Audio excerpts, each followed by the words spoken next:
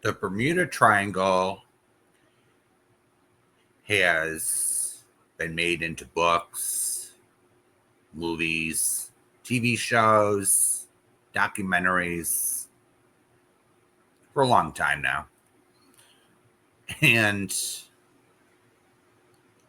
there has been many unexplained disappearances of ships and planes for a very long time now.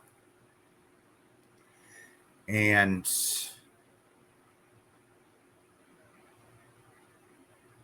no wreckage has been found for many of them. So theories are all over the place.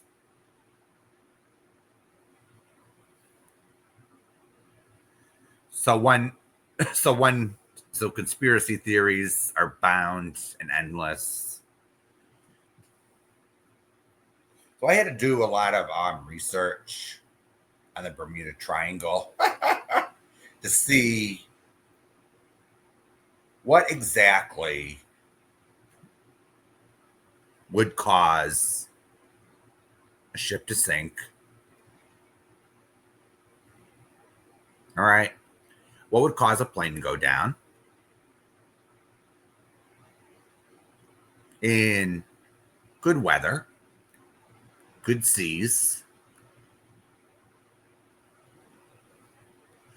Some of the disappearances that were listed did go down in bad weather, despite the contrary. So, where does it leave the others? So, some speculated that rogue waves may cause some of these ships to sink. Well, that seemed like a logical theory at first, until model ships were put into a tank, and that was put to the test, along with other ships that witnessed rogue waves in action, and they don't sink ships. They may be a pain in the ass on the sea, high seas, especially boats these days. Yeah, they can cover a boat with water.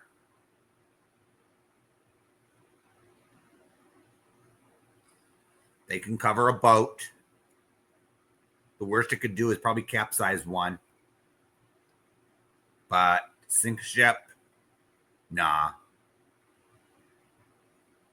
So the rogue wave theory. Sorry. So then came the methane gas vent theory with bubbles. So I'm looking at that and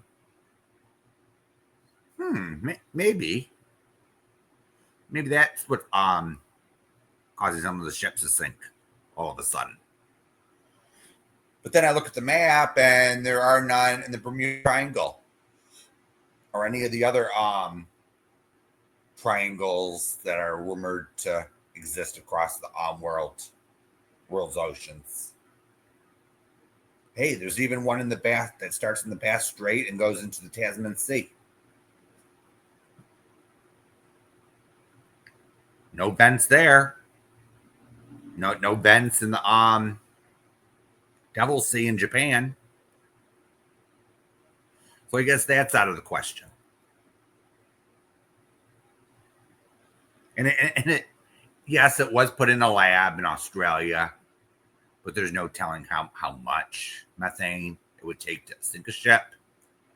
And some tests show that bubbles would eventually push a ship up to the surface, even if it did sink it down. So that was that's out of the question. All right, now whirlpools.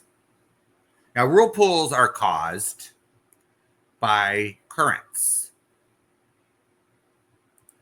Okay, the definition here of a whirlpool is a body of rotating water produced by opposing currents or a current running into an obstacle.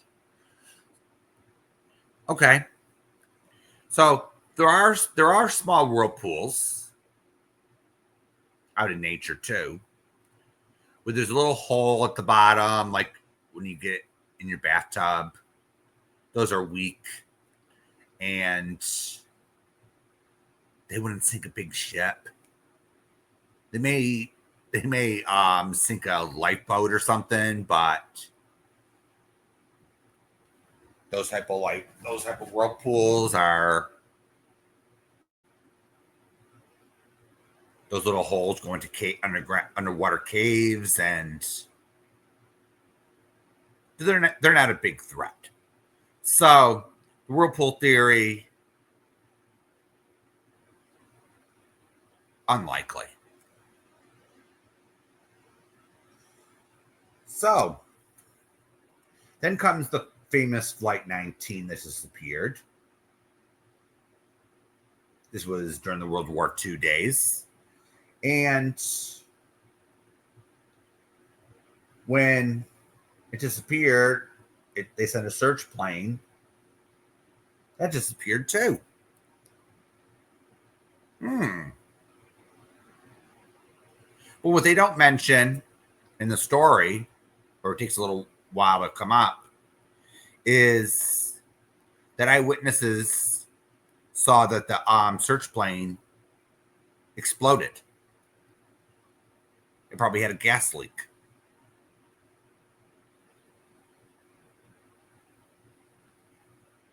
So I could see in the old days, the 1800s, where they couldn't find these ships or these airplanes. They didn't have the technology.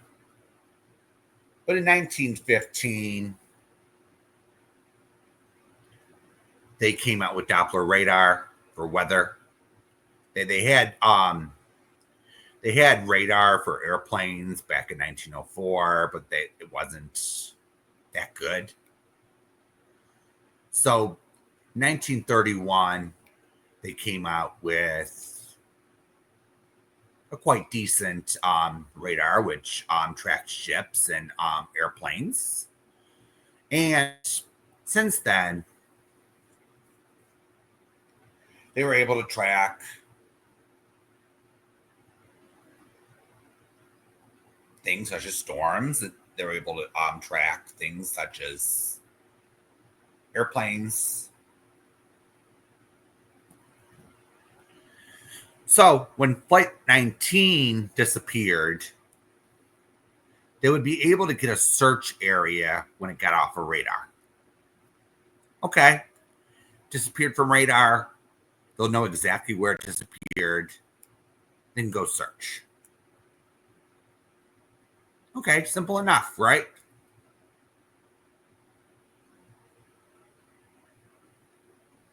But right after the search plane supposedly blew up, the weather started to get bad. So they called off the search, and there you go. But there is a phenomena in the Bermuda Triangle that's not unique to anywhere in the planet. It's called fog. But what is unique about this fog, they call it electronic fog, because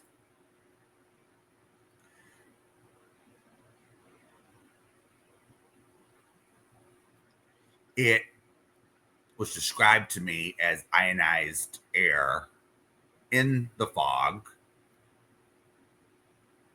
Okay. With an electrical charge without lightning.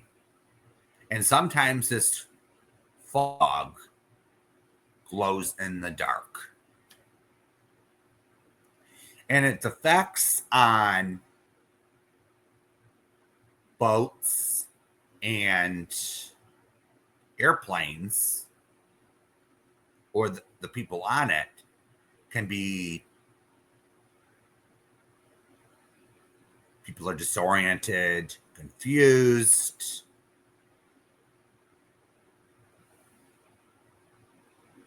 They don't know what they're doing. So is this the cause of some of these disappearances in the Bermuda Triangle?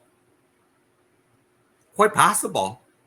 If someone gets disoriented and confused while operating an airplane due to a phenomenon that we don't understand, it is quite possible, due to what they call human error, that some of these airplanes could crash. That's what logic tells me. But the Navy sits there and says, oh, not so fast. But they refuse to really study it. And if they did study it, they refused to release the results of their studies. And this electronic fog happens to mess with people's compasses, electronic equipment. Sometimes things turn metallic, the planes, the boats, so things start to stick to them. So it has electromagnetic properties to the fog. So another theory about the Bermuda Triangle I read in a book. It's more than one book, actually, by a few psychics, is that it's like Star Trek, Deep Space Nine series, when the space station is by a wormhole, the Bajoran wormhole. So they're saying that it's an intergalactical highway, and it's also an interdimensional highway. However, we don't have the technology or the know-how to control to know how to use it right now. However, it has more uses than that. So let me get into that. All right. So there was over 300 ships that went missing, 75 aircraft. Some of those ships actually went down in bad weather. Some of those aircraft, went down in bad weather. Some of those ships may have been what you call defective. So let's talk about Bruce Grunin's story. He departed Andros Airport in 1970. So a flight that was supposed to take an hour and 20 minutes. An hour and 20 minutes. Took him 47 minutes to get to Florida. And he used less gas to get there. So he describes a funnel that he drove through. It was like a fog. He was in there like for 3 minutes, 4 minutes. I don't know how long. I don't think he knows how long he was in there. But this was midway through flight. And then he sees Florida on the horizon when he gets out of this electronic fog. He describes it as disorienting, confusing. He just kept going straight. Contrary to popular belief, most people survive the triangle, but they experience something that's like the fog or something like that.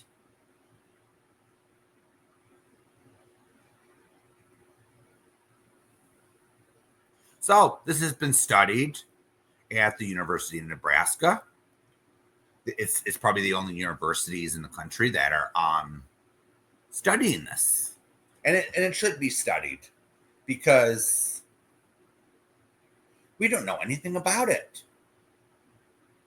We don't know anything about this fog phenomena that people are reporting and telling and writing in accounts. And there are so many to even mention.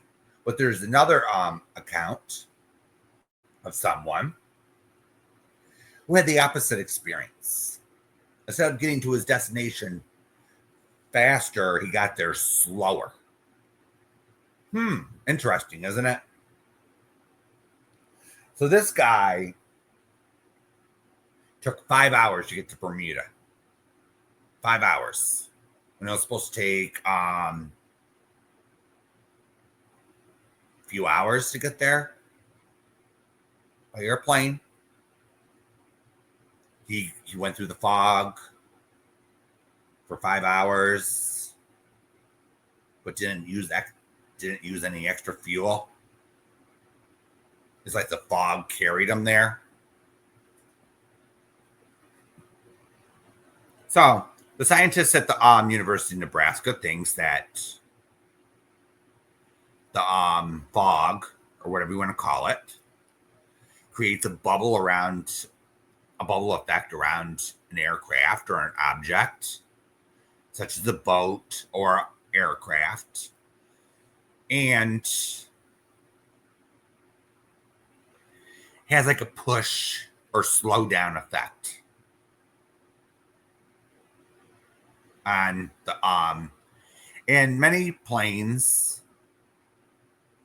could go off course. Many boats can be lost at sea. We don't know what's going on here. So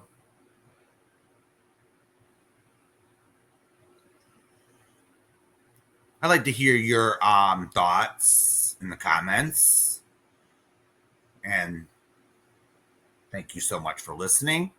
I'll see everyone next time, all right?